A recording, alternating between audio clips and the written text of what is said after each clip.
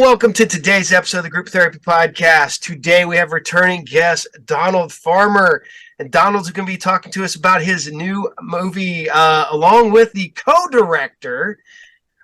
And the new movie is NunDead. NunDead. Curtis, tell us about yourself, because you've not been on the show before. Tell us what you've got going on. Well, I'm a filmmaker. I'm in central Mississippi, so I live around Jackson, and I live in a small country town called Pelahatchie. I've been making films. Next year, it'll be about 20 years I've been making films, and we try to do a lot of different types of films and different varieties. So this past weekend, I did a film in Ocean Springs, and it was called Mr. Darcy. So it's actually kind of a step away from the horror genre. I actually made Mr. Darcy as a present for my wife, and it's an update of Pride and Prejudice, which a lot of people like. So we did something really different this past weekend. But a lot of the films that I make are horror thriller. We have some films that are on Amazon Prime. We have some films that are on Tubi. But I met Donald through Elaine, and Elaine's always telling me about these fun anthology projects, and so I participated in Catnado. I did my own segment and helped a couple other people do their segments for Donald's movie Catnado, and then also NunDead. And then there's another project coming up which I'm developing a segment for, which is also one of those anthology films. Should be a lot of fun. So cool. Yeah, then on top of that, Curtis directed the opening flashback scenes for Shark Exorcist 2, which will be coming out either toward the end of this year or early next year. Yeah, that was fun. Got to go to New Orleans and film with Christy, so I enjoyed doing that. Yeah, it's always fun having an excuse to run around New Orleans. That's gonna be hard. I love New Orleans. Just any excuse to go back, and yeah. So, how did you guys get together with this? Was it? Could you just kind of, a little bit into it? Did you guys meet, then work together, or was you brought in and then work together? I'd say Elaine put us together. Elaine, she's a great networking person. And so she's throughout the years, she's connected me with a lot of different people. And it's really cool to have met Donald through Elaine. Donald and I have yet to meet in person. It's a distance thing, because I believe he's in the Northeast Tennessee or something like that. I'm smack in the middle. Smack in the middle. I got you. But there's a little bit of there's a couple hours between us. But I'd love to meet Donald in person one day. But it's been one of those things where we've been able to work remotely and work on the same project from afar. So I've enjoyed it. Mm-hmm. Yeah, I'm not gonna lie. I had every intention of finally getting to meet Don this last weekend at Bride of FrankenCon, and then I realized I was double booked for conventions. So yeah, there was like 2 other at least conventions that same weekend. Yeah, and I'm up there in Ohio. I was set up as a vendor at that one, so it was like, oh, okay, I can either spend money or make money. Was that Wonderfest? No, I'm up here in Ohio. It's a Jim and Dan Comic-Con. It was just a one-day show. I've done, I don't know, they've been doing them for 10 years at least, and I've missed 2. Mm-hmm. One because I was sick, and one there was a death in the family. That's the only reason I've ever missed any of them. So, and I hate to say this, I like money. So when it came down to either I could spend money or make money, making money won out over spending money. I understand that. Yeah. So tell us about NunDead. Well, NunDead is an anthology film where there's several directors, including Curtis, and also including Bobby Knepp Jr., who directed Morrigan's segment. Because Morrigan is one of the standout segments where she plays one of the most unforgettable characters in NunDead. She's the ultimate Katharina. Yeah, you're the ultimate zombie nun. And so there's several directors, Curtis, Bobby, and a few more. Robbie Lopez, who directed the segment where bikers meet zombie nuns. And then I directed the wraparound segment that introduces all the stories, where I have an evil nun introducing each story from this graveyard that she prowls around. And so that was what I did from a director standpoint. And then I produced the whole thing and organized it and supervised all the post-production. And me and Tim Ritter put it together. We did all the editing. I did the first rough edit, and then Tim Ritter did the final edit. And then we delivered it to our distributor, SRS Cinema, and they're going to have it. They're taking pre-orders now. They'll be shipping it in August to customers. Nice. Wow. When you order our NunDead Blu-ray, you get a free NunDead poster. Cool. So anybody who wants to check out NunDead, all they have to do is go to srscinema.com and type in NunDead, NunDead, in the search window, and it'll pop you right up to our order page. So, which came first, the title NunDead or the concept of the nuns? Well, the title came first because I'm a huge fan of scary nun movies and perverted nun movies and anything with an out of the ordinary nun.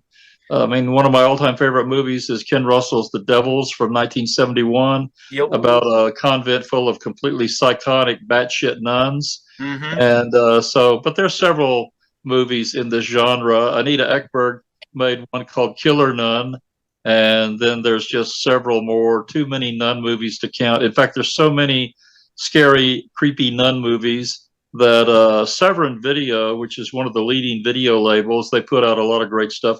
They just released a box set full of, I think, 4 different creepy nun movies in a box set.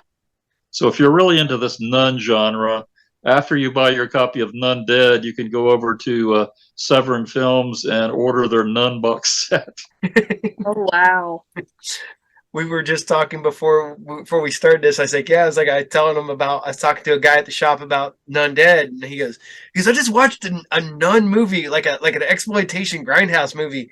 I was like, was it none of that, or was it Nuns with Guns? And he's like, there's more than one. I was like, there's a lot of them. That's like, Yeah. And my last several movies have all had a nun in them. NunDead is not my first rodeo with nuns. I mean, in Bigfoot Exorcist, I have a nun exorcist. And in Shark Exorcist 2, I have an evil nun who causes all the trouble and causes the shark to be demonically possessed. And then in the new movie, Debbie Does Demons, I have a witch finder with 2 nun helpers who torment poor Jessa Lux and execute her for her witchcraft. So that's 3 movies in a row I did with nuns in them, bad nuns. Well, Bigfoot Exorcist was a good nun, and then the last 2 were bad nuns. So it just made logical sense that I should just do an all-out nun movie. Yeah. That works. The one thing I always thought that a nun movie should have is a nun with a ruler nunchuck. So it'd be a nunchuck ruler. Oh my God. It's a knee slapper. That's right. So funny. So how much freedom did each of the directors get while making their segments? Well, total freedom. I told each director there's only one rule to follow. Every story has to feature 1 or more creepy, eerie nuns. They could be zombie nuns, ghost nuns, bad nuns, perverted nuns. Just every story has to have a nun that's seriously deranged or seriously evil, something like that. I don't want any stories about singing nuns. I don't want stories about Mother Teresa type nuns. I want stories about bad to the bone nuns. And as long as you follow that one rule, you have complete freedom. And when people watch the NunDead Blu-ray, they're going to see a tremendous variety from story to story. People had very, different and unique takes. Some of our filmmakers just went way out on a ledge and are going to surprise you with how unique their segments are. I'm really sad that Intinction wasn't a musical. Yes. Well, while Yeah. the nuns in your segment are munching down, if they could burst into song, I would be there. I would be there. I highly, you know what, Bobby, when you watch this, we need to run it back and make it a musical. We do.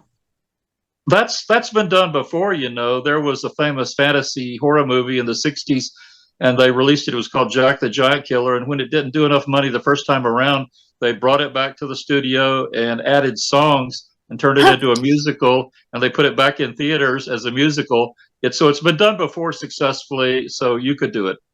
Oh yeah, I think that all of the sisters need to be singing while they cannibalize, singing and dancing with the entrails. Uh-huh. See, Yeah, they should be singing something like "Keep Your Sunny Side Up" or something happy. Yes. Oh my God. Well, they could be singing that old Shirley Temple standard. You've got to SMILE to be APPY. That would be perfect. They should be singing a happy, upbeat song. They're happy nuns while they're eating people. Yeah, everyone should be in a good mood. Everyone's having a snack. I mean, they're having a big banquet. What else? Yeah. That's great news for those cannibal nuns. Absolutely. We're finally getting food. so wait a minute. Okay, hold on. Are they undead nuns, or are they living nuns that become cannibals? They look undead and cannibal to me. They look like a little bit of both. Okay. Yeah, it's a bit of a mix of both, I think. I think in the beginning they start out as cannibals, but then they meet a very cruel and untimely demise. Yeah, the evil virtues, the evil nature of the nun varies from story to story. In Bobby's segment that Morrigan stars in, they're sort of like zombie cannibals, and they're also sort of zombie cannibals in Robbie's segment. But then in Nikki's segment, they're just perverted and evil, and I love that. They're very twisted nuns, very twisted and sexually perverted. And then in Curtis's story, they're just wacky shit out of their mind. You don't know what's wrong with them. So it varies from story to story. We give you a good mix of nun, evil, and depravity. So Curtis is just making a documentary about regular old nuns, then, right? I will say the one rule Donald gave us, though, is I was headed to set, and I got a text message. I think it was from Elaine, and it said, Donald does not want you to use a white-faced nun. So if you're going to do a zombie undead nun, go get some steak sauce. And, that's the color of nun that Donald wants. So, I had the makeup lady with me. Thank God, she was acting in it, but she was also helping do makeup.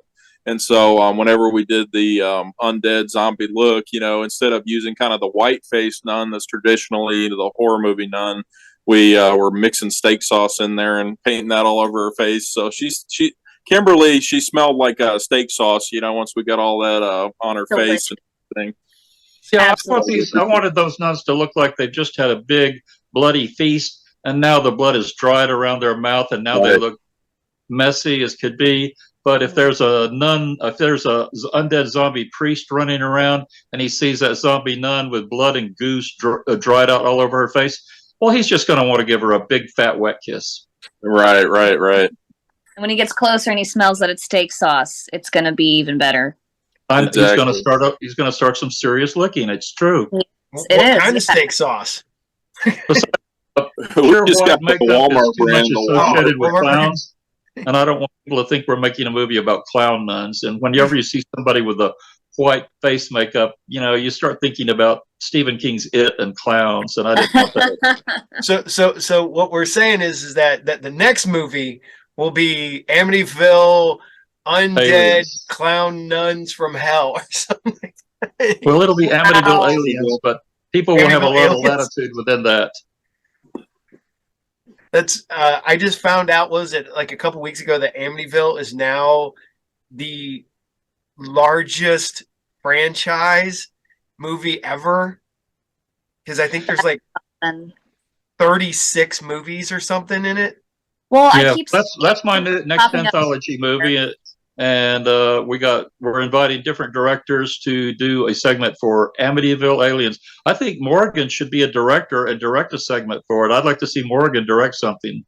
Really? Why? Do you think I'd be good at it? Well, yeah. Well, you're interested in horror comics and horror movies, and you've got a killer fashion sense. I think you have the sensibility and the artistic taste that you could make a segment really interesting. Okay, well, I'll give it a thought, and I'll write a little something up. What, Amityville Aliens? Yeah, the Okay. rule is it can be anything about one or more aliens, and you just have to say that it's in Amityville, but it can really be filmed anywhere. All you have to do is say you're in Amityville. Okay, one or more aliens, and say you're in Amityville. Got it. I mean, I have a friend that lives just like 15 minutes from Amityville, and I keep nagging her to go to the Amityville house and take photos for me, and I can't get her to. She won't do it. I keep saying, "Go to that Amityville house. I want photos," and she, I can't get that girl off her ass to do it. Well, didn't they just remodel it so it doesn't even look like the Amityville house I anymore? know it doesn't even look, and I've seen what it looks like now, because if you go to Google Earth and Google Street View, you can go look at it from the Google camera and see what it looks like. Yeah, it's sad they took away the Amityville eyes, but still. Also, the big shocking thing when you look at it on Google Earth or Google Street View is that on the movies it looks like it's on a big yard, a big lot with a lot of yard on both sides and no nearby houses. But when you look at it on Google Street View, you see that it's really crammed up against the house on each side of it. And the Amityville house has a very tiny amount of yard space on each side. And if you open the side window of the Amityville house, you'd probably be 10 feet from the window of the house next door to you. I mean, it's depressing how squeezed in the Amityville house is to the houses on either side of it. It doesn't look like that in the movies. Wow, yeah, no, it doesn't at all. It looks like it's out, like it's very spacious, like the yard. And yeah. So when all that spooky stuff was supposedly going on in the Amityville house with that family that claimed that all the ghosts were attacking them, if that family was screaming their head off, I'm sure that the people that lived on either side of them could hear every scream. Yeah, but then again, most people I mean, if I heard screams, I'd probably just keep to myself. I'd be like, shit, don't bring that over here, whatever it is. I don't want it. That's my problem. My dogs would just be freaking out and be like, ah, damn it, you got my dogs barking. Ah. Can you please die a little quieter? My dogs are freaking out, man. Although I'm not gonna lie, I don't get along real well with my neighbors. So if like their houses were haunted and stuff like that, I'd be like, good for them. Good for you guys. I hope it stays for life. There we go. I should count my blessings. I live in a neighborhood where I've never heard any screams coming from my neighbor's home, so let's keep it that way. Yeah, that's nice. That's good. I live in kind of a not so great neighborhood. Like, I'm ghetto adjacent, so I hear like all kinds of things all the time. I've lived in some very, very shady, crappy neighborhoods, all in my small town. But I used to be the one that everybody used to freak out about because one time I lived around the corner, like the building beside my house was a funeral home. And I'm sitting there and I walk out one day and I'm talking to the funeral guy and they have this coffin and the lid's broken on it. And they were taking it to the trash. I'm like, what are you guys doing with that? They're like, oh, we're throwing it away. We got the credit for it, so we're just getting rid of it. I'm like, I have that? And they're like, sure. So I'm dragging this coffin while my neighbors are watching me and they're like, what are you doing, Paul? Nothing. And I just stick it in my shed and I close the door and they're just like, why does he have a coffin? Don't ask questions you don't want to know the answers to, guys. Leave it alone. And then 2 or 3 weeks later, I end up with the crate that a coffin comes in. So and I go dragging that back and they're like, what's that, Paul? I was like, it's a coffin box. What's it for? Don't put me in a coffin. I want to be cremated. That's it right there. Me too. I want to be turned into a tree pod. I told my wife I have those big Shogun Warriors, those 2 foot tall robots. I told my dad I wanted him to make me a metal one that you can unscrew the head and fill my ashes, and you can screw the head back on, so my ashes will be in a giant robot sitting on the shelf. Can it be animated so that way, like, it randomly turns on sometimes and freaks out the relatives? Oh man, I would put lights in it so that when eyes would light up. That would be. Or just launches a missile for no apparent reason. Oh my god, yes. Why not? The trauma it's good for the character. It'll help them grow. I think that's a plan. Yeah, because I love my big robots, and I probably could do my Star Wars AT-ATs. That might be better to make out of metal. Thinking Gundam. Put it all in there. Put my ashes in there. You should do a Gundam robot. to be honest, it was going to be probably Mazinger Z or Getter Robo. So those are my two favorites. But Gundam's next, right up there. Yeah, and Big O's nice too. Don't forget that one. Well, you know, just made Crackoon. Maybe in the future there could be Crackoon versus Mega Robo. Oh my god! And it's just a robot filled with your ashes. There we go. Yeah, see, there's the next movie. I die. You put my ashes in a robot.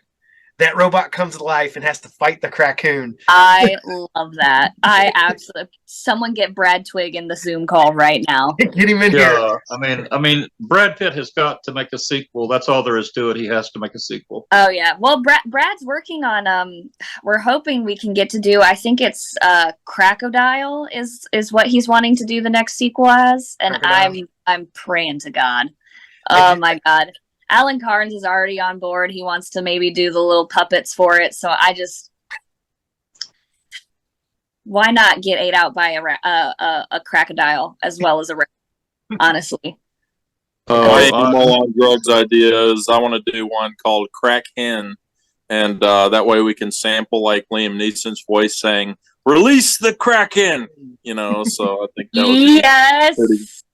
I did just see the trailer for Cocaine Sharks earlier today, and that's just batshit crazy. Yeah. Are wild, man. I love every single one of them. I hope it becomes like a box set type deal because there's too many to keep up with at this point. The fact that no one's jumped on some sort of pig or hog, because they'll eat anything while they're not. That would be violent. Yes. That would be a brutal, violent movie and terrifying, actually. Well, one of my favorite movies of all time is Razorback, the giant big. Oh yeah, I remember that. And the fact is that movie's still not available in the United States. Oh, really? Oh wow. It's my copy that I got is import. And I don't know what's going on with that because I keep hearing it's finally coming out and it doesn't. And so I don't know because I know it's Russell McCauley, so that's the guy that directed Highlander. Yeah, so it's got this really good pedigree. I was actually hired to be in a Russell McCady episode of the Teen Wolf show that he directs, and so I show up to work. I'm supposed to play a high school teacher at the school where the Teen Wolf goes. And Russell's crawling all around the set, you know, setting up shots he's going to direct. And my scene is supposed to take place on the back staircase of the high school. And then right about an hour before I'm due to go on camera, the rain starts raining just like all hell. You know, it's just pouring down as hard as you imagine. And the rain won't stop. It just keeps on going and going. And finally they tell me, "We're sorry, Donald, we're going to have to scrap your scene. It won't stop raining." So my chance to be in a Russell McKinney directed me just was totally ruined by the rainstorm. So sad. Can you guys write me in another one? What I'd the be like, fuck? can I just walk down the hallway? Can I just Yeah. background character? Gosh. Yeah. Now I have another one of my friends that my friend Andrea that was in my movie Chainsaw Cheerleaders. She got to be not only in an episode of Teen Wolf, she got to be the main guest star of an episode, and she had a shitload of dialogue, and she was in the episode all the way through. So, you know, my hat's off to Andrea. She really scored. That is so cool. And then after that, Clint Eastwood hired Andrea, and Clint Eastwood put her in his movie Richard Jewell and gave her a co-starring speaking role. Nice. Wow. So Andrea from my movie Chainsaw Cheerleaders, that girl's career is on fire. Good for her. Holy shit. See, everybody works with Don, and then he's like, "Here, I'm going to show you this ladder, and you guys just climb it to the top." Yeah, when Matt, my movie Cannibal Hookers, the first one, he went straight from Cannibal Hookers was his very first movie, and he went straight from Cannibal Hookers to Nightmare on Elm Street 5, co-starring speaking role. I would not know what to do with myself if I got to work next to Robert Englund, simply because that's so witty. We'll be able to keep up. Yeah, that would be mind bending to work with him. Yeah. 100%. Although it's funny because I would definitely take something to get signed because I'd be that guy, but I wouldn't be Freddy Krueger. It'd be Willie from V. So I'd bring some V thing. Of course, my friend Melissa Moore, who starred in 4 movies for me, like Scream, Dream, and Vampire Cop, she got the next best thing to Robert Englund. She got a co-starring role in a Linda Blair movie. Oh, that would be awesome. Wow. I mean, so I would probably still take Robert over Linda. I'm not gonna lie. Mm-hmm. Yeah, It's a close call, but you're probably right. yeah.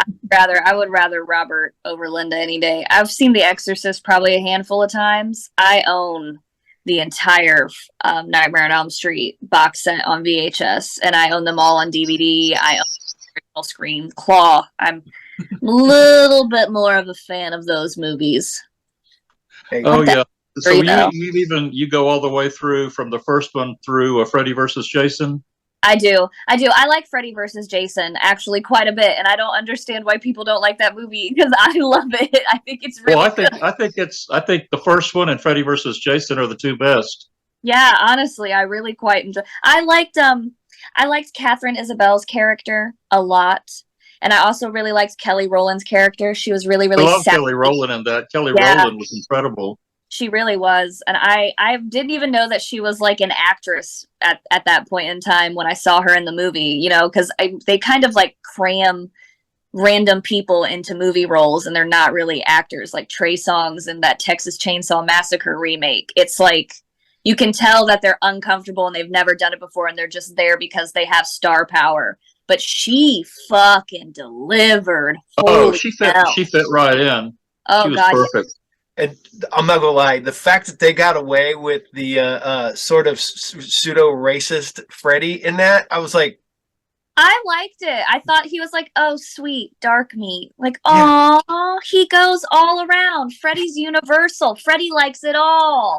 Freddy's about everything. No discrimination. That's one of the best things about Texas Chainsaw Massacre 3. That makes me laugh every time. When I'm like sitting there going, oh, that's offensive, but I shouldn't be laughing, but I'm laughing anyways. Yeah. Lately, I've been watching other Robert Englund movies besides the Nightmare on Elm Street movies because I just like watching any movie with Robert Englund. And I just watched this incredible movie with Robert Englund and Arnold Schwarzenegger. Have you seen that one called Stay Hungry? I've not seen that. No. If you love Robert Englund, you got to see that movie. That's a really great one. And I also love Arnold, so you had me at both of them together. I mean, it's this incredible cast. It's Robert Englund, Schwarzenegger, Sally Field, and Jeff Bridges. Wow. Oh, my God. And Jeff Bridges? Yeah, and it's called Stay Hungry. Stay Hungry. I love Jeff Bridges. Mm-hmm. Yeah, I was on the set of Starman, and I got to watch him work all day long. That was a real treat. Oh my gosh, he probably would have thought I was a creep because I would have been just staring, absorbing everything in. Oh. Yeah. Crazy thing was, the vast majority of the day I saw him spend hours shooting this elaborate dance scene that never made it into the final film, and they've never even used it as a Blu-ray extra. So I got him watching. The scene I watched him film was an incredible scene where he's the alien. He goes into a nightclub and sees all these Earth people dancing, and then he decides he's going to try to dance like an Earthman, but he's an alien, so he dances all crazy and robot-like. So it was just an incredible scene, and they didn't put it in the movie. Wow, all that work for nothing. Damn, man. Not even a special feature. No, I mean, I thought for sure they'd use it as a special feature because, I mean, they filmed the whole scene. I was standing right there off a camera watching them film the whole thing. Sometimes that happens. Heck, you know, I was a big fan of Nightbreed, and it took up until, well, relatively recently before anybody found any of the deleted scenes from that. God, I love Nightbreed. That is a gem. That is such a gem. Oh, God, yeah. One time, the very first time I went to London, I went to this video store off New Oxford Street. It was supposed to be the ultimate horror video store in London. And they had a special exhibit in that store of props from Nightbreed. And you could see this huge display they had of actual costumes and props from Nightbreed. I just wanted to load up everything and take it home with me. Mm-hmm. So, thinking of that, though, I do have a question to ask both the director and Morgan. Have you laid claim to any props from any movies you've worked on? Yes. Yes. Not yet, no. But it's mostly because I'm nice and I let directors sell the stuff that I use on Indiegogos. So I kind of don't have anything yet. I was gonna keep Sheriff Callahan's costume, but then someone bought it and I got to write "Enjoy your scratch and sniff" in the shorts. So like it's kind of a win-win with that. And usually when I have a prop in my movie, since I'm usually producing or co-producing my movies, it's usually because I bought the prop myself. And so, So it's I'm yours. trying to get my money's worth out of it. So Yeah. if I have a really good prop, I'll use it in more than one movie. I acted in this movie called Restless Kingdom at the end of last year, and I got to wear this friar robe, but it was about I don't know, a size too small, and so anytime I would run in it, I'd be waddling like a penguin as fast as I could. But anyway, the director, I said, this is a really nice costume. He said, "Oh, you can have it." And so I have this random friar robes. I'm just going to start putting it in different projects. Just have a friar doing this, a friar doing that. Yeah. So You should. The background. Yeah. It's always there. It's always there. Always. Like you It's go. a nice costume. It's a nice costume. I don't want to throw it away. Like some of them I'll donate or I'll give away. But that one I want to keep. But I wore it, for the role. Really enjoyed it. Your little Easter egg, your little calling card in all Yeah. your movies. Just have one right in the background of every. Got your character's got to get in the closet. You passing all your clothes. There's the friar costume in the middle of the t-shirt. Yep. No, there needs to be a person in the costume. Well, I'm the only one that wears it properly. Like I told the director, I said, I'm the sex appeal of the movie, wearing this friar outfit. Like, you just, the ladies are going to swoon when they see, Restless Kingdom, and then this friar outfit. You better not. Then you better just save some. You better not, because that might be too much. What if it's too much on set and people start passing out? You know what I'm saying? I know it was happening. Like it was happening already. Like and I had to tell the Academy Awards, don't even worry about nominating me. I know, like this is the best supporting acting role of all time. So a British accent and everything. So what's funny is that last summer, I got to talk with Gary Tunnicliffe and Mike Regan, who worked on like the Hellraiser movies. I was like, they're telling me about all the special things. Like, do you guys have like the best houses at Halloween? And Mike's like, I used to, because then everybody got used to it. So I got bored. And I'm like, how do you get bored? Because I mean, he said he'd go out. And I'm like, I would do. If I worked on any horror movies and had any of the props, I'd have like the best house at Halloween time. I'm the only house on my street that decorates because the road that I live on is like a dead end cul-de-sac kind of, and it's a bunch of like old crotchety white people. So I am the only one that loves that godforsaken holiday. The rest of them are like, oh my God, it's the devil. It's the devil's holiday. Like, I am the favorite house of all the kids because I have all of the creepy cool shit and I've got the good fucking candy. I give out the full size bars. My house is lit. Literally. See, I just take my kids trick or treating. Oh, wow. We used to have a skeleton. So we used to have a skeleton year round that we just decorated for the different holidays, and we had it hanging on the end of our carport. So we decorate Boris for all the different holidays. But one day my dad came over and he said, "You need to take that shit down," because it just, he was getting tired of me having a skeleton, on the end of my carport. So any of you heard about the werewolf display it's on the news? It's in my little hometown, and it's a friend of mine. That's the worst. They have a big oversized werewolves out front of their house, and they just didn't take it down after Halloween, so they just left it up. So they keep changing it. So it's got like right now it's got like a flag shirt with a flag in it because the city's going after them and making them take it down. And there's now there's two houses in my town like that. There's one house in my town that has one of those 15-foot tall skeletons in their front yard, and they never took it down after Halloween. I mean, a month ago it was still there, so I don't know if they're ever going to take it down. What do you do with a 15-foot skeleton after you take it down? I don't even know if that'll fit in a garage. I mean they should has to break down small, because I've seen the box. The box is only about the size, maybe refrigerator size box. Oh, Yeah. wow. Holy shit. That's They really fold. Yeah, they fold up. Yeah, I have a 6 foot tall werewolf, the animatronic one, and it fit in a box maybe about 3 foot by. I'm trying to know if you ever want to like sell that. I'm not going to use it on my OnlyFans or anything. It's don't worry about what I'm going to use it for. He's setting up in my shop, and that's how I deter people from coming that want to come in the back. Especially little kids. Little kids will come to the back and they're like, "There's a werewolf in your back room." I'm like, "Yeah, stay away from it." So, Oh, I would be the exact opposite. I would be like, "There's a werewolf in your back room. I'm gonna need 15 minutes." you know what? The one that freaks people out more than the werewolf is I just have a mannequin that Now that's fucking weird. I have just different costumes on, because it used to be that when I would have events, I would have girls come in and I had all the costumes on hand. So I had like, Supergirl, Wonder Woman, all that. So occasionally I just put those on the mannequin. So right now she's wearing a Supergirl costume. All right, Elijah Wood. I don't skin their head and nail their. Yeah. Okay. Okay.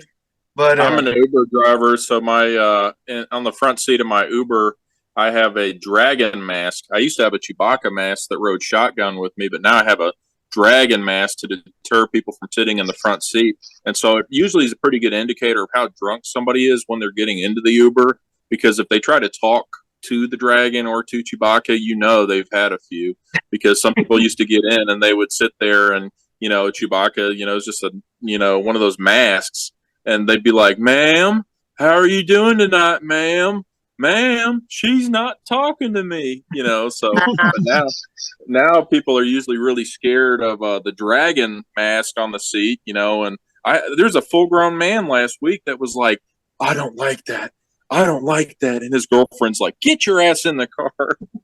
The worst part about it is I did a haunt for a couple years, and you'll find out that guys were the ones that would freak out over everything. Oh my God. And the girls were fine.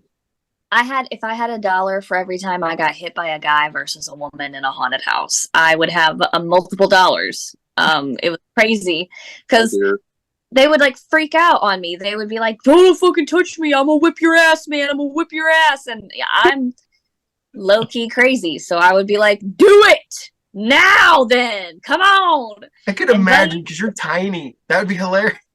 Oh my, and that's the thing, like I'm so itty bitty, and these guys it would always be like, it's always the like the women being scared of the mouse type deal, the mouse is this big and we're so tall. It's like these big guys, like, why are you scared of me? I weigh like nothing. I'm like, walk around me. Well, because you're a woman. And as a woman, you're scared the shit out of them, period. Well, that's unfortunate. They should seek therapy. Yes. I'm not going to lie. We were joking around at the shop the other day because we were listening to music, and Evil Woman and she's a couple other evil songs come up. And I was like, these are just songs just about regular women, right? And they went, "What?" I was like, "Evil woman. She's an evil." I was like, "That's just a regular woman. That's just it." Yeah, he was heartbroken. What she did is he was a butthole, and she left, and he was like, "Man, fuck you for not taking my bullshit. I'm gonna write a song about you, bitch."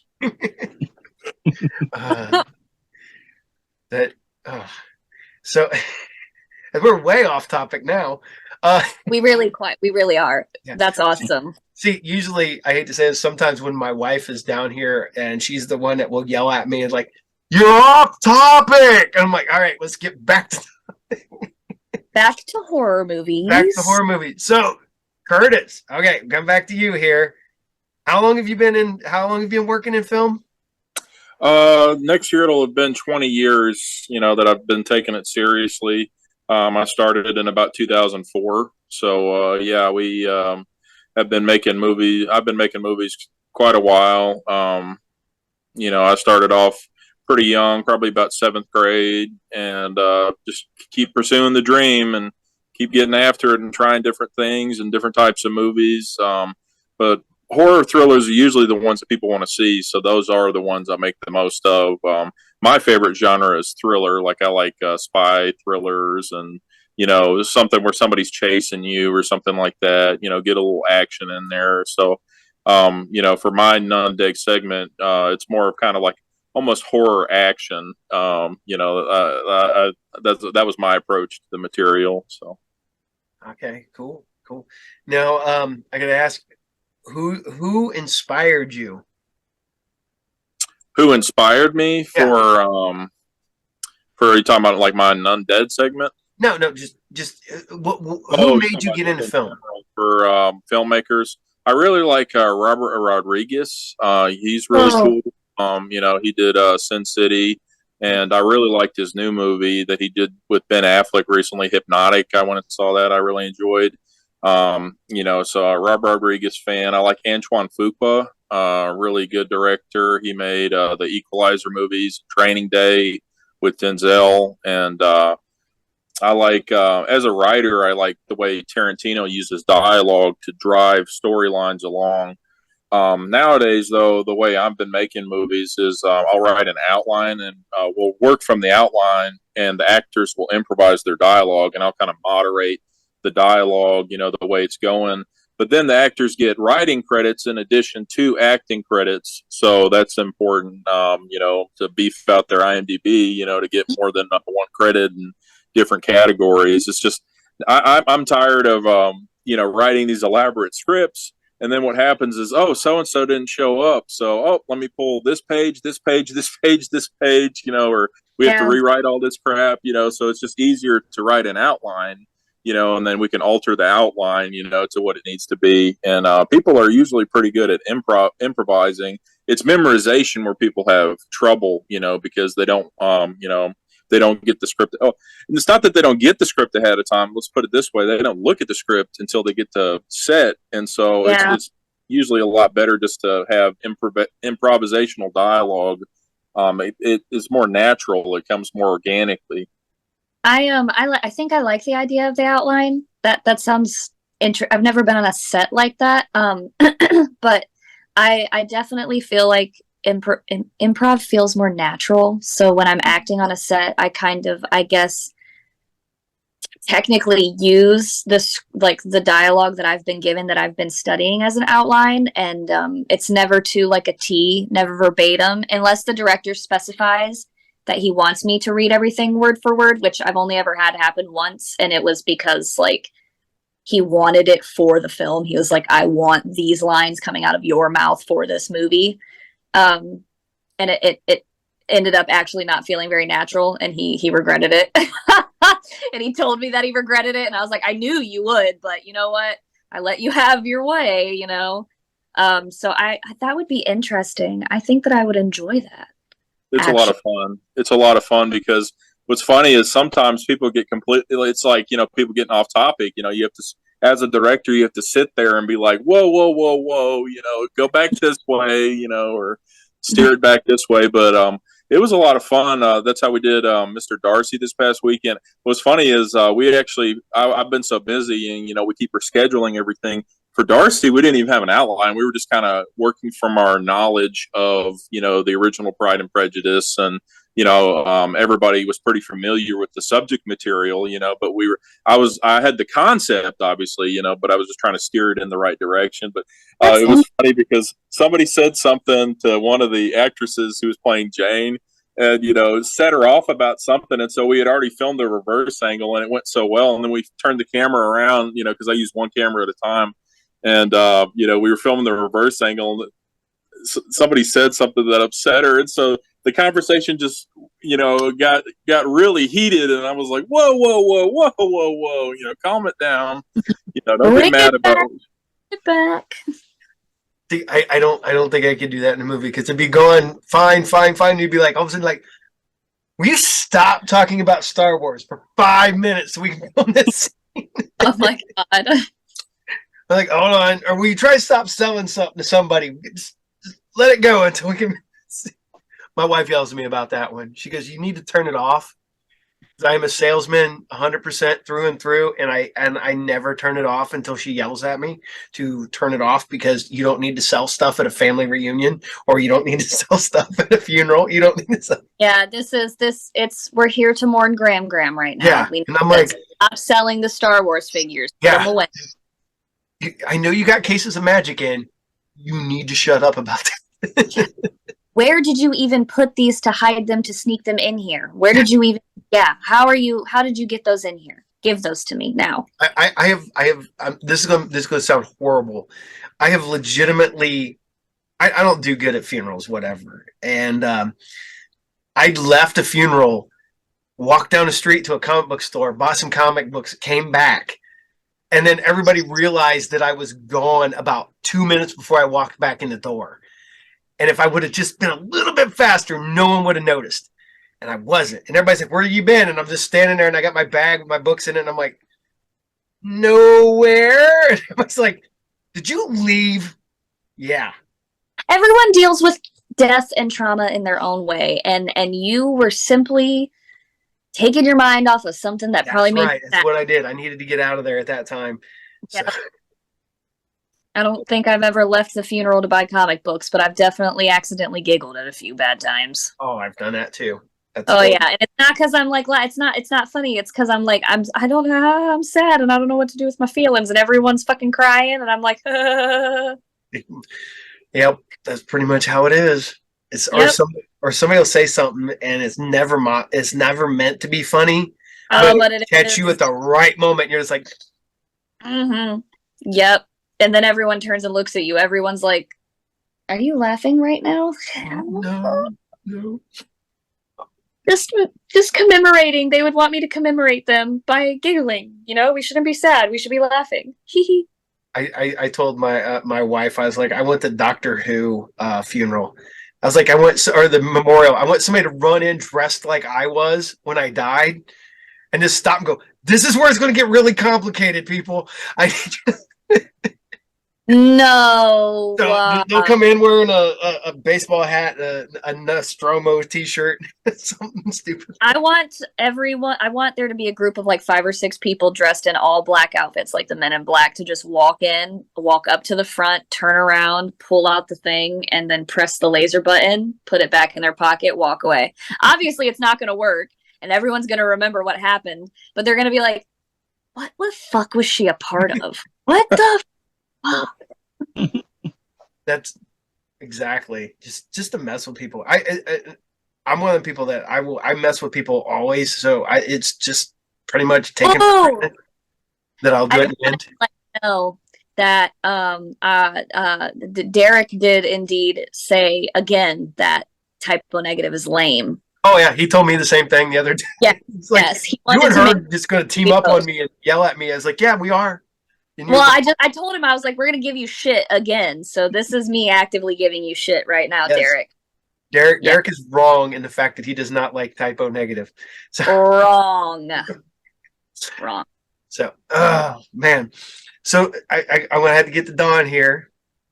So I got to ask you, sir, when do you have downtime? I stay busy. I mean, I have a regular job, and then I'm always.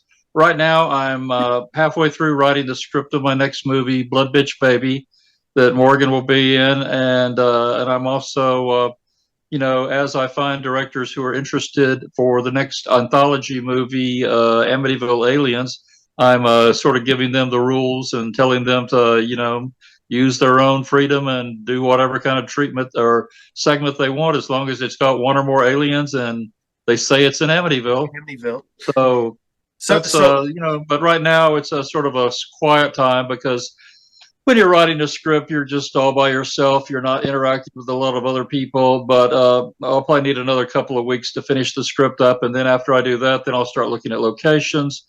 And then one of the most important things for my next movie is the Morgan, on the last movie that I did with Morgan, Debbie Does Demons. Morgan will well remember our little demon puppet that we had, the baby demon. I love him. Because Morgan operated it on her baby demon's big scene. She was the one who had her hand in baby demon and made that baby demon's mouth open and close. So anyway, the same guy, Josh, who made that puppet for us, is making an all new demon eel puppet for the new movie, which is going to be. And the demon eel is going to be the baby that happens when one of our characters is raped by the devil. So this baby demon eel, I have a suspicion that at one time or other while we're filming, Morgan's hand may be up this baby eel, making it operate. Because Morgan has just the right size hands, not too big, not too little, just right to make a puppet work. Let's be real, Donald. They're baby hands. Come on now. Yeah, but they're just perfect for a puppet. Perfect. They are. They are. I can't wait to put my hand in that eel's ass. So she's gonna get. She's gonna get a role. She's gonna have start. She's also gonna be like a puppeteer. She's gonna get that puppeteer credit. Yeah, she's gonna play Iris, a girl who we feel may be in danger of being a human sacrifice, but I'm not going to say what ultimately happens to her, but that's what the audience is worrying. She plays a very likable character where we don't want anything bad to happen to her. And so when we start thinking that maybe somebody bad wants to sacrifice her to the big devil, we start worrying for her well-being. All I can say that may or may not happen. Your character might possibly have a happy ending, but then again, you might not. You'll have to wait and see. I don't even know you guys, so I couldn't even spoil it if I wanted to. I'm just saying. I'm really not saying yet, but I will predict that at one time during the movie, Morgan's hand will be up that demon's ass. I can't wait. I hope I'm the one that gets the good loving from the devil, because that'll make 2 movies that I get sweet loving from the devil in. One of them being by Ari Lehman, and I can't wait for that. Let me tell you. That's right. So I do think a little demon puppet is once more in your future, Morgan. I'm so excited. So is Curtis going to be part of the anthology for Amityville Aliens? Yeah, he is. He's going to do a segment for Amityville Aliens. So I got to ask, is Amityville Aliens, so that, like you said, the only rules are they got to have aliens, 1 or more, and it's got to take place in Amityville. That's I mean, Paul, you could do a segment too if you want. I mean, we're wide open. You can do a segment too, and you just got to follow those 2 rules: 1 or more aliens, and you got to say you're in Amityville. See, I could put one where aliens attack or invade at my shop so I can have magic players versus aliens. I just want to put you in a full body xenomorph suit with just your beard poking out. Mm-hmm. Yeah. You can be the wife. I think Paul's cat needs to be in it. Yep. My cat's plural. Oh my God, his cats have to be in it for sure. Of course. Well, I'm sorry, I didn't know you had more than one. I just see one sneaking up on you in the background. There's the black and white one is Maze, and she's right there. Yep. And where's Lucy? She's somewhere. Then the other, and I have 2 corgis and a mutt dog, and we had the discussion. And I'm going to ask you guys this. All right, I think it's going to be one of my questions from now on. You can exist in one post-apocalyptic movie world. Which post-apocalyptic movie world are you existing in? And I always say Mad Max. And I was like, because I'd be rolling around the wasteland in my Magnum with my freaking corgi dogs.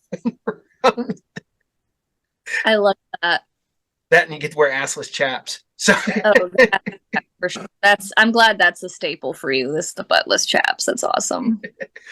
I think I got a chrome hockey mask too somewhere. So it is just getting spicier and spicier by the minute. Oh yeah.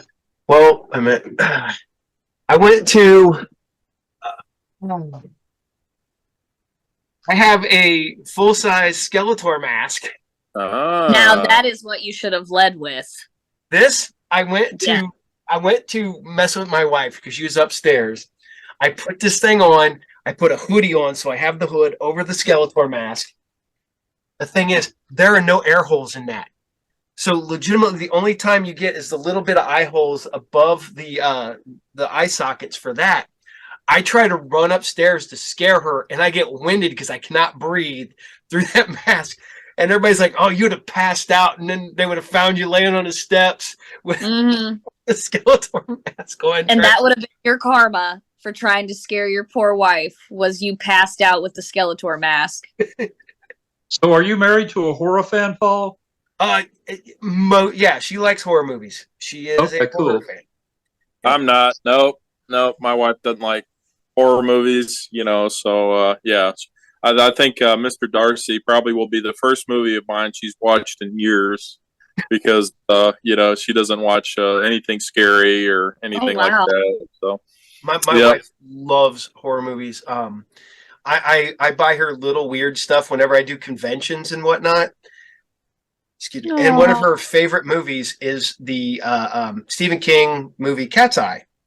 So Oh, I spent a day on the set of Cat's Eye because I covered it for Fangoria, so I got to spend a whole day watching them film Cat's Eye.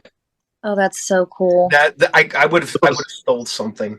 They would That have was back in 1984, and I was at De Laurentiis Studios in Wilmington, North Carolina, and the scene I got to watch them film was the scene where Robert Hayes is walking along the ledge of the building because the gangster makes him walk along the edge. Yep. So and in the movie, it looks like he's, hundreds of feet high in the air, but in reality, the ledge he was walking on was like 15 feet off the floor.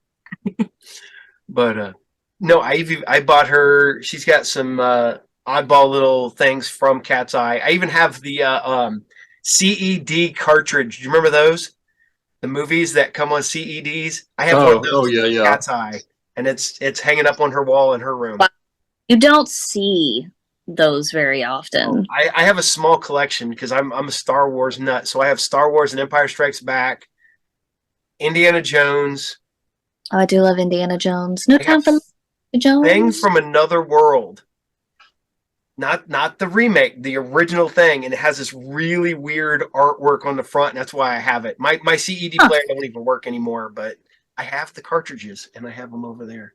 Same with I have laser discs, but those are at the shop and not here. So Laser discs, haha, laser discs myself. But the one that I used to have sitting up over my lamp is no longer there. It's Halloween, and it's orange. Yep. And my dad got it for me, and I don't know where he found it, or like he was just like, "Hey, I left you something out back," and I opened up my back door, and it was a laser disc, and it had Halloween on it, and it's so fucking cool. Oh my god! I one of my favorite movies is The Keep, and one of my good friends bought me. I have the Laserdisc copy of The Keep. So yeah, that never came out on Blu-ray, did it? Nope, it didn't come out on DVD either. I mean, I saw it at the theater when it was brand new, but I've always wanted a Blu-ray of it. Yeah, I have 2 VHS copies and a Laserdisc copy, and I guess people are taking, because I think it's on Prime now, and people are taking that version of it and burning it to Blu-ray so you can get a Blu-ray print of it, which is just a burnt copy. So I don't even have a Blu-ray.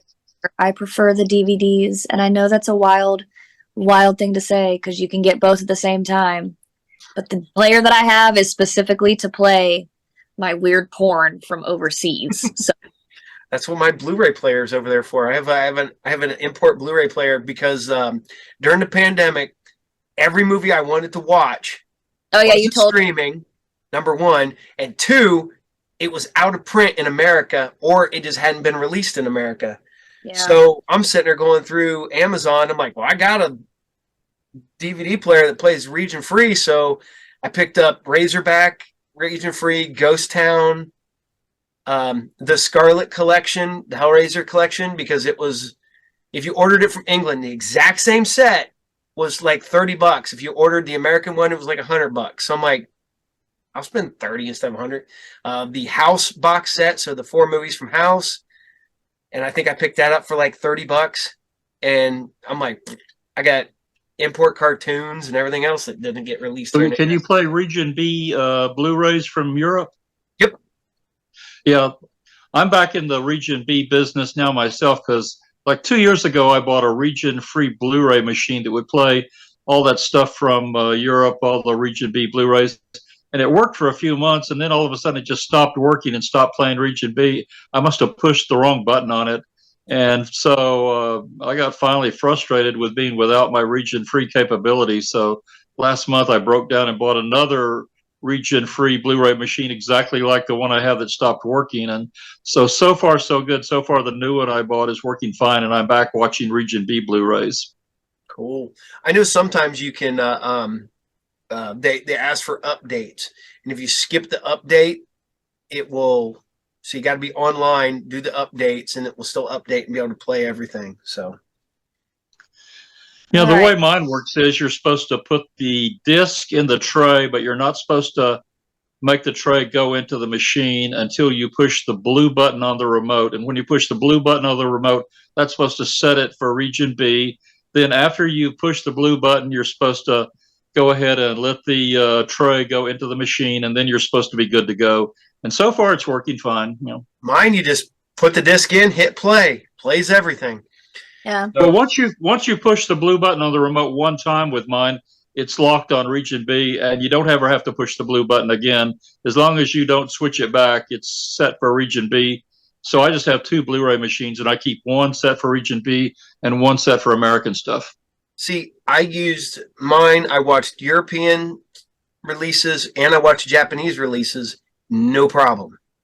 So I don't. But mine's is it Magnavox? I don't know. I have to go check. No, it's Sony. So I remember. Well, I get a lot of stuff from that British company Indicator and from Arrow, another British company, and it seems like half of their stuff is region B. But then I also get a lot of stuff from an Australian company called Imprint, and everything they make is region free. So everything from Australia will play on an American Blu-ray machine. Yeah, I found that out because of what did they send me? A friend sent me a movie, and I can't even think off the top of my head, but it was an Australian release of it. And it played fine on every DVD and Blu-ray player I have. So I'm like, sweet, no problem. So, I have to get off of here. cool. Great. I be on for about an hour. Yeah. Sorry. All right. Well, you have a good night. I'll talk to you later. Great to talk to you, Morgan. It was good talking to you. you. Good was nice. talking to you. So Night. good talking to you again. Bye. Bye. Bye. So, all right. So I gotta ask Don. You can say yes or no, whatever. What's going on with Scream Dreams right now? Well, I really don't have any involvement in the making of it. I gave him permission to use the title, and that's the end of my involvement. That's totally Adam's movie. So any questions about Scream Dream, you've got to ask to Adam. I have no involvement in the actual production of it. That's not a movie that I'm an active producer on, like I was on the new version of Savage Vengeance, where I was the active producer and I supervised that movie every step of the way, and I was constantly monitoring the post-production, making sure we had the acceptable deliverables for our distributor. But with Scream Dream, from this point on, I have zero involvement. I've already done my one job on the movie, which was to give them permission to make it. So from there on, they're totally on their own, and I'll just have to wait till it comes out and see how it turned out. Okay, because I know that there's like people are leaving it, and I was like, what's going on? And so I had to ask if you knew. So if not, I'll get a hold of Adam again and have him on here and have him talk to me about it. I'm totally out of the loop on that one. So, and I don't really want to be involved with it because I've got my plate full with these two movies I'm prepping right now between Blood Bitch Baby and Amityville Aliens. I've got my hands full. I don't need a third movie. So this is for both of you. Going to start with Curtis first. You can go back and redo one of your movies, like get a bigger budget or something. Would you go back and redo one of your old movies? Definitely, yeah. There's one called Dr. S. And so this was the first screenplay that I wrote back in 2004, like first feature length. And so it really took me like 14 years to make the movie. And a lot of it was done on green screen, but I spent a lot of time and effort on it, and I'm happy with how it turned out for the budget that we used. But if I could go back and remake one of my movies, that would be it. And I would want to do the whole trilogy because it's a trilogy of stories. I actually have multiple screenplays for the first, second, and third one, but then also I wrote books out of them too, to help me understand, the filmmaking aspect behind it.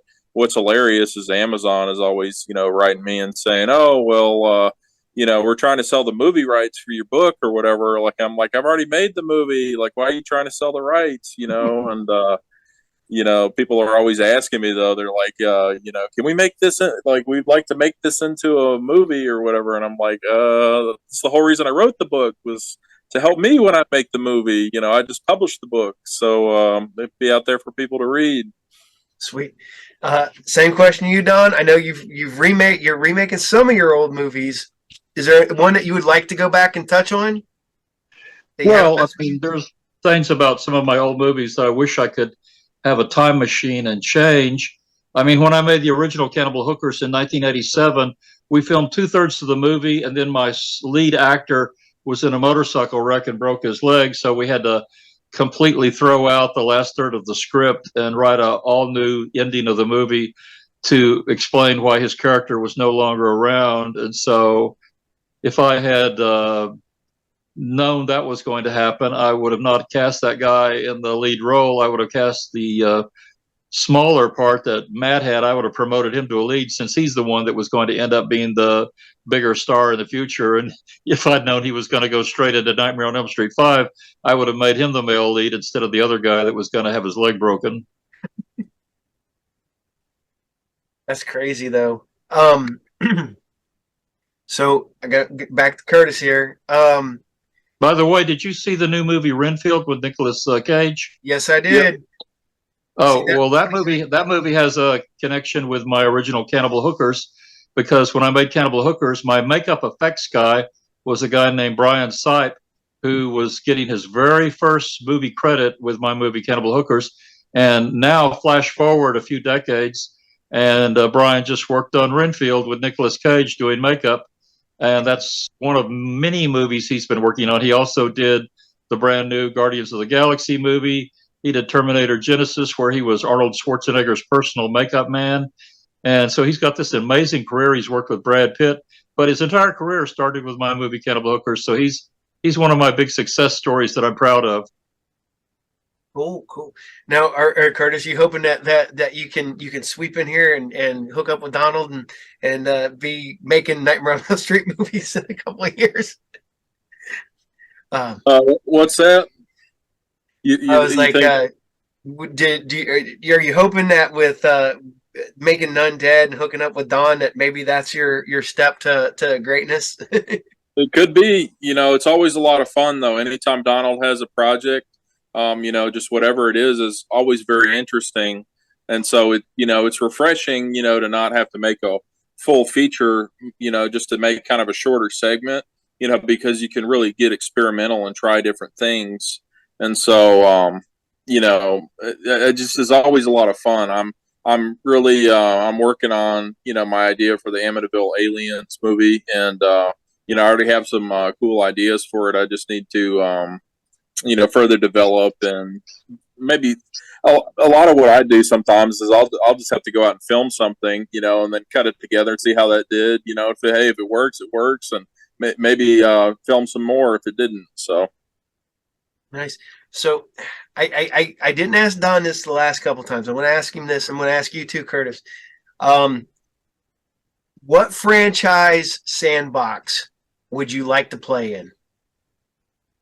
Oh, well, my favorite franchises are all from the 70s and 60s. My favorite franchises are like the Hammer, Dracula, and Frankenstein franchise, and the American International. I like the Dr. Phibes franchise, which only lasted for 2 movies. And I like the Count Yorga franchise from American International that only lasted for 2 movies. But those are probably my top favorite franchises, those franchises from the 60s and 70s. Now, would you reboot it, or would you make a continuation just years later? Well, I always thought Dr. Phibes should have had a 3rd film, and they were planning to make a 3rd film, and they had the 3rd film all written. It was going to be called Brides of Phibes, but for some reason, American International, which financed the first 2 films, decided not to invest in a 3rd movie at the last minute. They decided they would not put up the money, and so even though that project was almost ready to go, they killed it before production could start. And I always thought that was a tragic thing. They had Vincent Price in his prime, where he could have continued the role. A few years ago, there was a lot of talk that they were finally going to make a 3rd Phibes film, but since Vincent Price has been dead for a long time, he died in '93.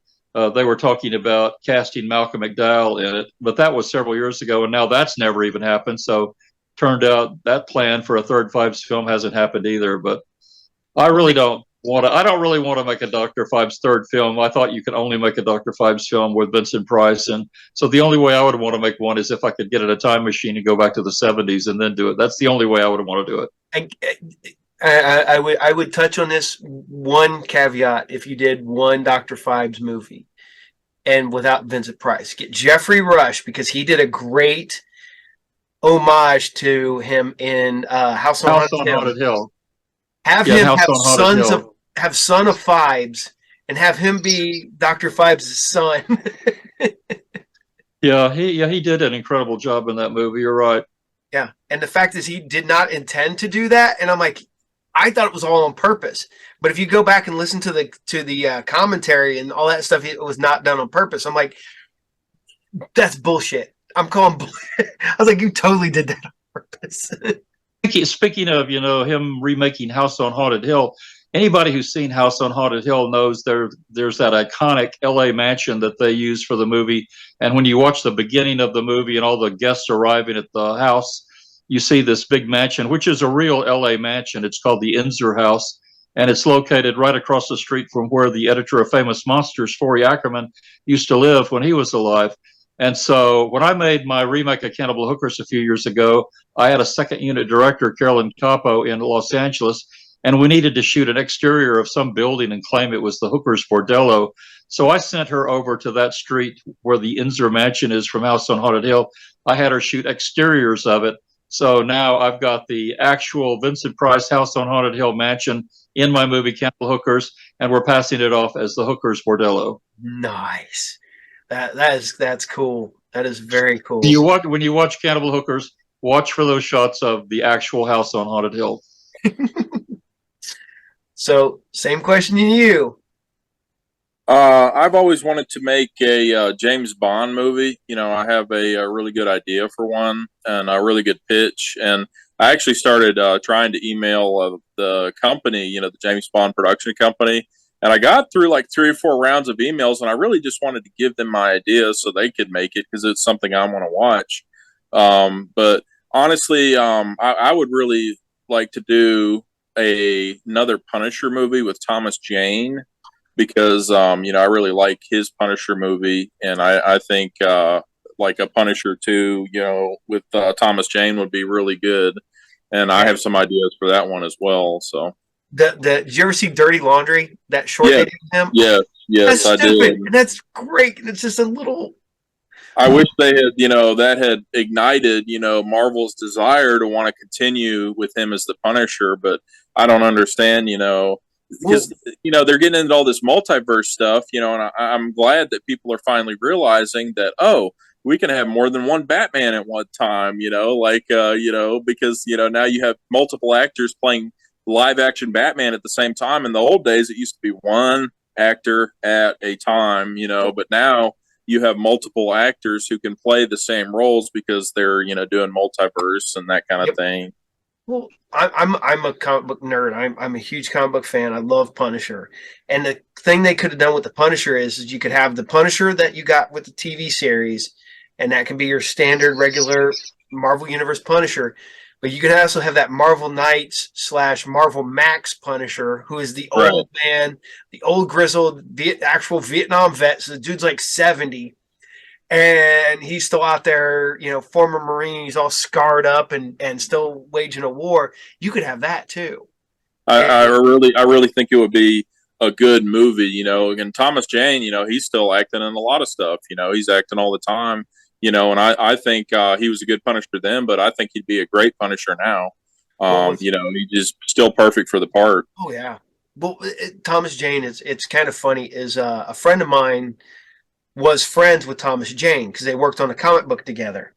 He was a comic book artist. He worked on a book with him, and he had his number. And I'm sitting there talking to Josh one day at a con, and he's like, we were talking about The Mist. And he goes, yeah, he goes, I love Stephen King, and he's that ending where they do the whole thing in The Mist. He goes, I called Thomas Jane up and went, what the hell? I was like, And it's funny because he's sitting there, he shows me his phone, and there you can look through the things, and there's like on his things is a Tom Jane. And I'm like, that's insane. You have my number up down here, and then you go up like 10 people, and then Thomas Jane is above me on your phone. Yeah, that movie did have a messed up ending. Awful. Man, oh yeah. That was One of the worst, probably one of the worst endings of all time. If I had, one of them, not the worst, but it's pretty bad. It's brutal. I remember watching that in the theater and remembering the book, and I'm sitting there just watching it, and I'm like, oh shit, he just shot oh, okay, they're not leaving this ambiguous like they did in the book. But oh my god. And but no, it was just funny because he had to call him up and complain because he's like, I have his number, I'm gonna but yeah, no, Tom, I actually liked Ray Stevens as the way he looked, because he looked like that version of the Punisher. I didn't much care for that version of the Punisher, but I thought he looked more like the Punisher than that. So and then Don's getting up here. So there we go. Now he's back. Now you said you went through a couple rounds with their United Artists for Bond, right? Yeah. Oh, well, it's the production company, like the producers, Everything or Nothing, Eon Productions. Like, I just started emailing them, and they were saying, "Oh, we can't take unsolicited submissions," But then I kept emailing, and I was like, I just really want to give you all my pitch or whatever, and so I had, emailed with them for 3 or 4 rounds, but then, enough time elapsed between like the third or fourth email that I tried to email them again just to follow up, and it went straight back to it, reset to that, oh, we cannot take unsolicited submissions. And so I was like, well, I don't think I'm getting this through, and really, like, I had a really good pitch, for the new Bond movie, whatever they're doing next, but I'm sure whatever it is will be really cool, but yeah, I've tried a couple. They could do anything with it. They could do anything with James Bond right now. And, I have this innovative approach to the new movie that they could do, that it would just, I think it would be jaw dropping, but I'll never be able to convey it to them. So, have you heard what the rumor is now about they've made a selection for the next Bond? I haven't heard the rumor. No, what is it? That they're getting the star of that movie, Kick-Ass. Oh, Aaron Taylor Johnson? Okay. Yeah. I've heard that he's not been officially offered the job yet, but of everyone who's auditioned, he's leading the pack. They like him the best. He's really good. He was great in Bullet Train. I love Bullet Train. That's a great movie. He's getting the job he got the job of Kraven the Hunter because of Bullet Train. Yeah, Bullet Train. Everybody should watch Bullet Train. Yeah. R-rated Spider-Man spinoff coming out. Kraven the Hunter sounds really cool. Yeah, I just seen a picture of it though. I'm a little like, where's this lion head vest? Come on, man, at least have that. I read all those Spider-Man comics when they were coming out, and I read the very first appearance of Kraven the Hunter, and whenever they make a movie and they deviate too much from the way the character looked in the comic, I get mad. Like, I was very upset with that Spider-Man movie recently that had Mysterio in it. It didn't look anything like in the comic book. I thought that deviated a little too far. Yeah, because I get kind of some of it because, just being updated and whatnot. Because me and my son noticed that in the 60s, Marvel loved 2 colors, purple and green. And everything was purple and green. And we start literally examining all these characters that are purple and green. You got Hulk, Green Goblin, Mysterio, Vulture, the Beetle. You just keep going. It's like green and purple, green and purple, green and purple. And I'm like, I know why they update these now, because this green and purple kind of ugly colors together. The first issues of Spider-Man in the 60s, 2 of his major villains from the first 10 issues were almost solid green. The Green Goblin and the Lizard were both almost green. Yep. Well, I am a being a comic book fan. I've decided that I'm picking one book at a time. I will save back money and I'll buy that one book. Right now, the last book I just did that with was I got Amazing 121, The Death of Gwen Stacy. And because that messed with me when I was a kid. Mind you, that book came out well before I was born, and I didn't read it till I was in elementary school in like one of them trade paperbacks that you got at the school. And I'm like sitting there being a little kid going, they can't kill her off. Huh. They killed her off. And she's dead. And then she stayed dead. She's still dead to this day. And it's just something surprising that Marvel has done. Because Marvel doesn't keep anybody dead. And then they killed her in the movie with Emma Stone. I didn't like that either. See, I like that because I was like, because me and my son were at the theater and we're watching it, and it was like, are they going to kill her off? You know, I could definitely kind of see them keeping her alive. It's a different universe. And when she falls, and you're just like, oh, nope, they're keeping her dead too. So, but oh my god, but I know this is bad talking about James Bond. I watched not Inception, Tenet. Right. Robert Pattinson, who's now Batman. I think he could have played a good Bond because he was young enough, and he's got the physique, he's got the accent, he's young enough. You could start him out, and he could get like 4 or 5 movies in before he would be too old. Ironically, Aaron Taylor Johnson, who Donald said was a front runner, he's in Tenet as well. He has a smaller part, toward the end of Tenet. So, yeah, it was funny was when I was watching that movie, I knew who all was in it, and his part doesn't come around till like the very last third or whatever. And I'm like, is he even in this movie? Because, you see like, oh, so-and-so's in this movie, but sometimes they just have a little bit appearance or something of the sort. Oh, I was watching a movie last night, and one of the main people isn't in the opening credits, but a character who's only in the movie for like 10 minutes is in the opening credits. And I'm like, I can tell you what it is. It was Resident Evil Retribution, because I was just had it on while I was reading. And I'm watching it, and I'm looking at that, and it had Obed Fier, the guy from The Mummy. He's in it, and he's not credited in the beginning, but like one of the other actors who's only in like the last 20 minutes of the movie is in the opening credits. I'm like, what happened there? Was there some sort of Sometimes actors don't want to be credited, for whatever movie it is. So you'll have these great movies where people play great roles, and then they're not in the credits. And sometimes it's for, personal reasons or something to do with contractual obligations. For, I think, like Seven, like Kevin Spacey is not in the opening credits or something like that. Because they didn't want people to know who they didn't want it to know is Kevin Spacey, and I think he's credited in the closing credits, but in the opening credits, he's not credited. So, Star Trek: Wrath of Khan.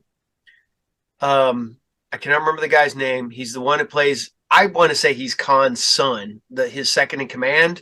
He just came off the show. I want to say he was on the show Phoenix. He was I want to say soap opera actor before he did it. He screwed up in his contract. He's not credited anywhere up until I think the re-release. Like when they remastered it and re-released it, they actually put his name because of something. He goes, "Oh, I don't want to be in the opening credits," and they just took him out of all the credits. So he's not even listed until relatively recently. Because of some stupid accident in misunderstanding. So, yeah, if you're a fan of Star Trek: Wrath of Khan and you like Ricardo Montalban as that character, then there's another movie everybody should watch that he's in called Sweet Charity.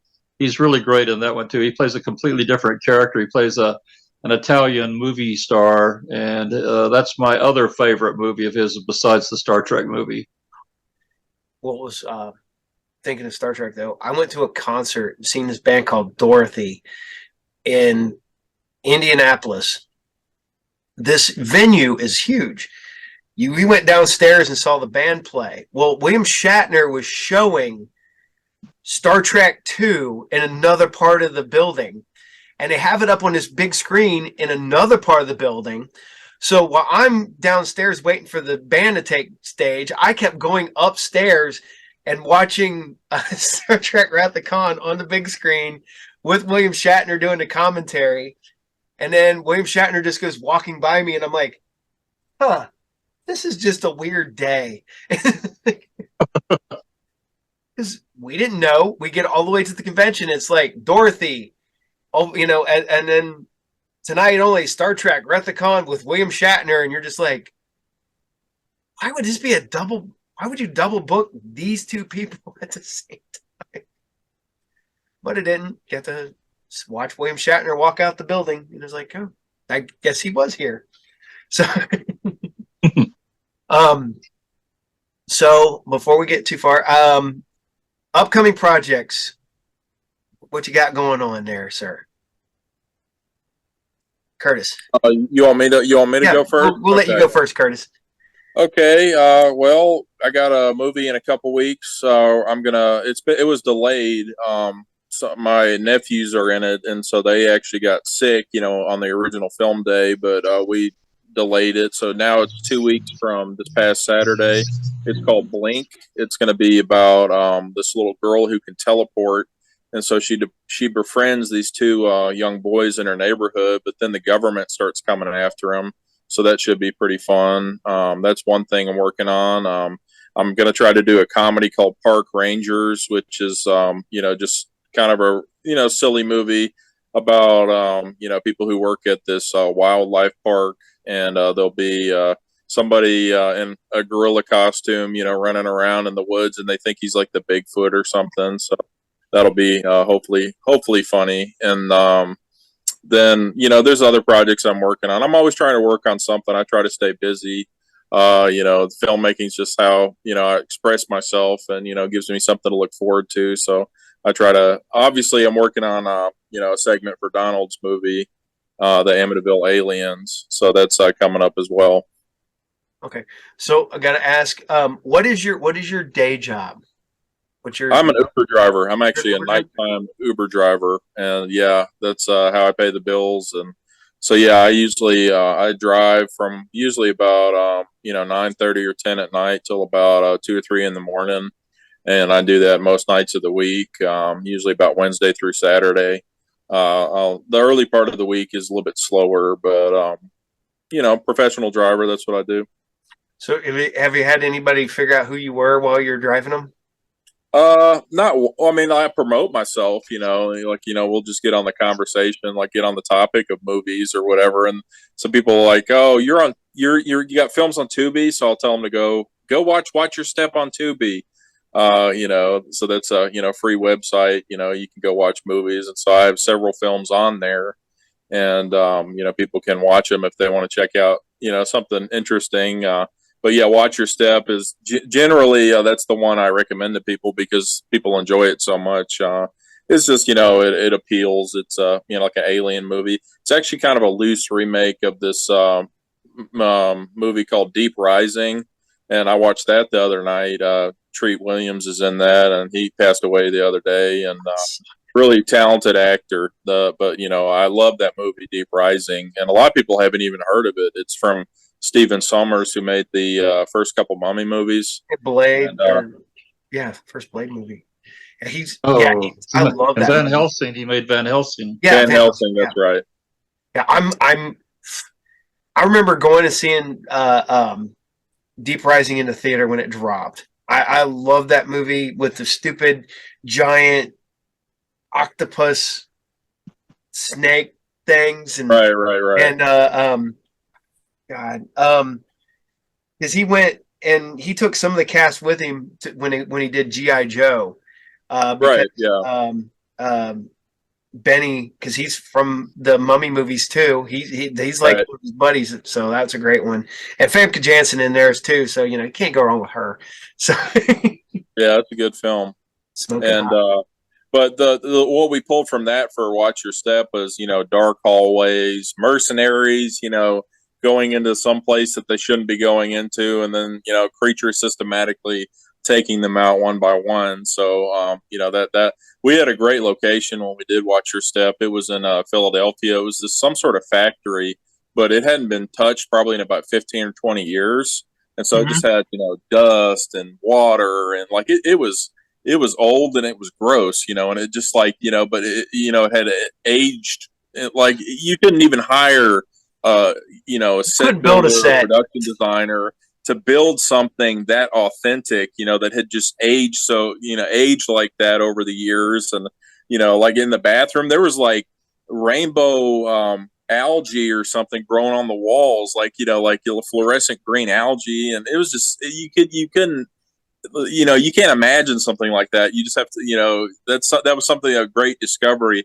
And since we made the movie, they have since demolished the place because that's how unsound it was, because it was really old and in disrepair. And it's connected to a business that's in works, but they demolished the older part, I think, maybe to make way for a newer section or something like that. But that was the coolest location. I really enjoyed filming there. But every hour I made the actors take a break. We went outside, to get some oxygen, because I had a feeling we were huffing some sort of chemicals or mold or something, and I'm like, yeah, we're all gonna die. But I think everybody's still alive who was on that set, so I don't think anybody passed on. So we were talking about this in the beginning. Don was New Orleans. We were talking about New Orleans.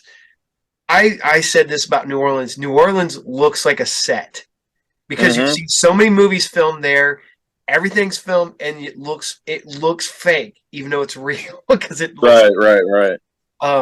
We went to the city park, and there's that Spanish moss growing on everything, and it looks like somebody just went in there, decorated it, like hung it up. And I'm like, just how stuff grows. This is how it is. Right. City park's great. Oh yeah. So, Don, to you said you have a regular job now. That when you're not making films, what's your regular job, sir? Well, I'm a manager for a property company that develops and manages resort real estate properties. Oh, damn. Now, does anybody from that you've worked with figure out who you were? No. Nope. No one that I work with apparently is a movie fan. I'd be crazy. Go get some property or something like that, and you're just staring and be like, "Do you make cannibal hookers?" The only time I've ever been recognized by complete strangers in public was back in 2009 when I was on this VH1 reality show, and it was like a dating kind of bachelor show, and I was eliminated on the very first episode, so I'm only on one episode of it. But for like a solid month after my episode aired, at least one time every single day, someone every day recognized me, some stranger. One time I was in a Popeye's chicken, and this lady with about 4 children recognized me, and she had me pose for photos, an individual photo with each of her 4 children. She didn't want a group photo. She wanted me to pose for 4 photos, 1 photo with each child.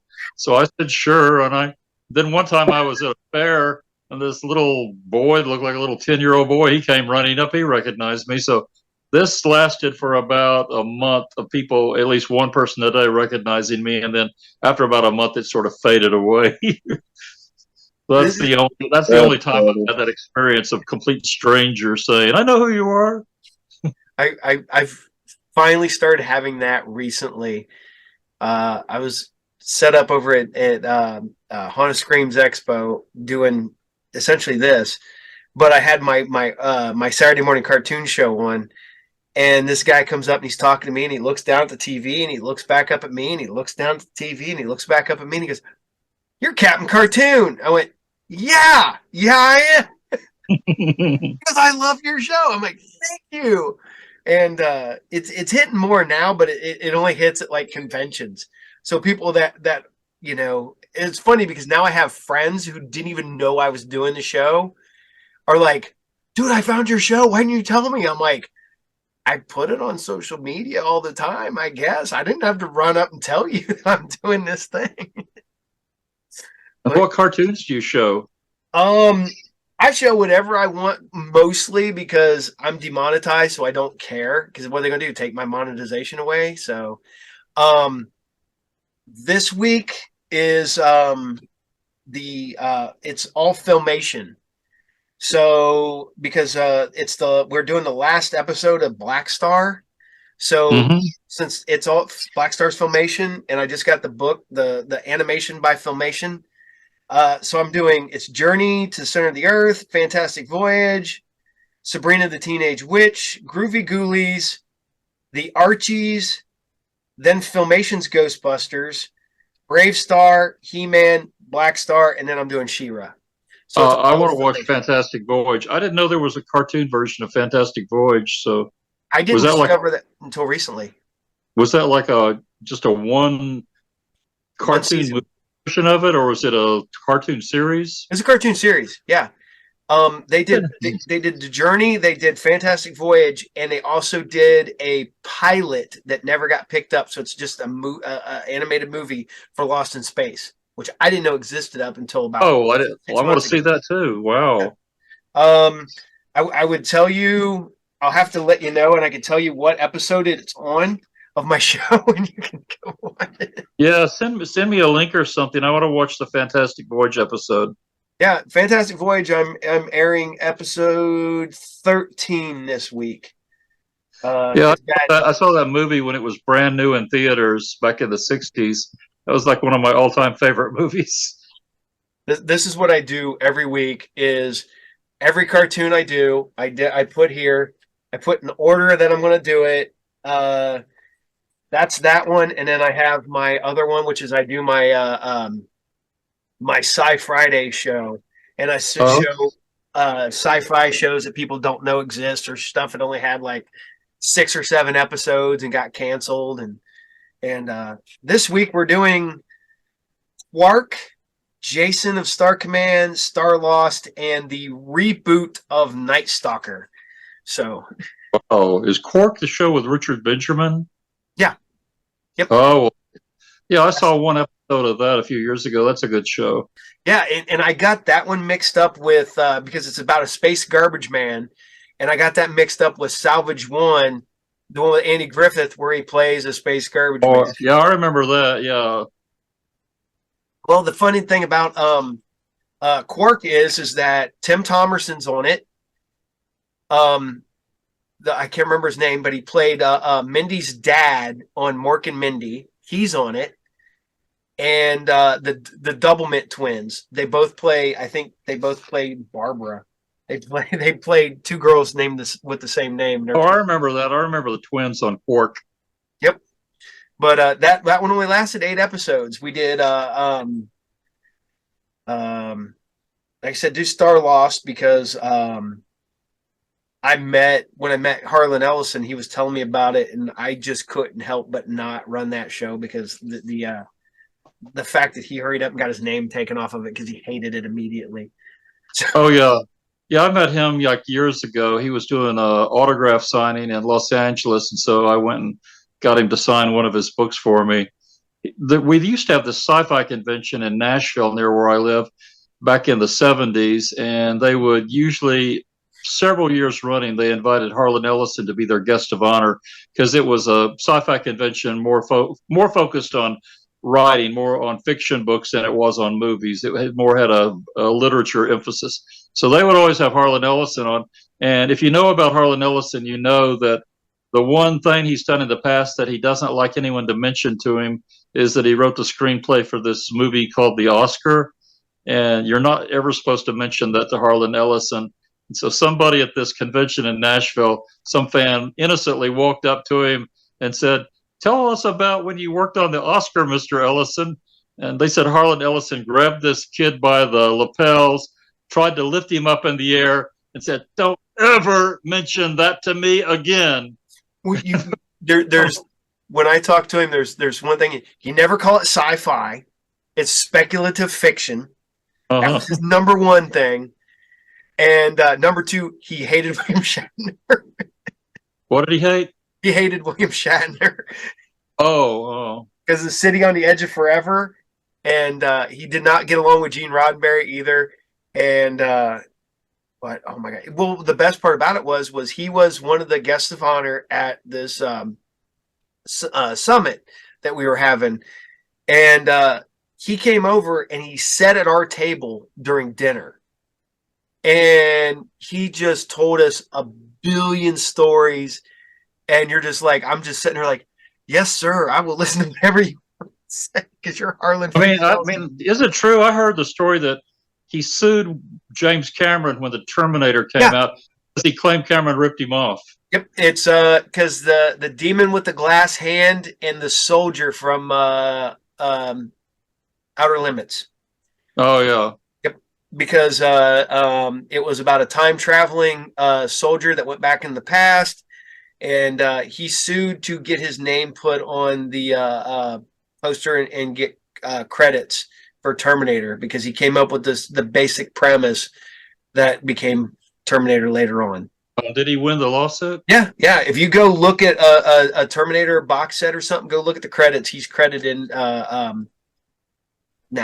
Oh wow! Yep. More power for him. He was a angry old curmudgeon.